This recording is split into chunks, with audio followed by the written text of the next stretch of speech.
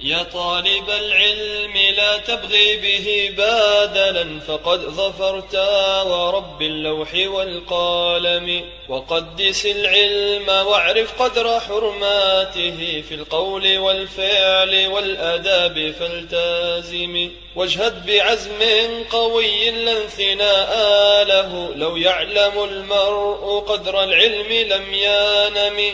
والنصح فابذله للطلاب محتاسبا في السر والجهر، والأستاذ فاحترم.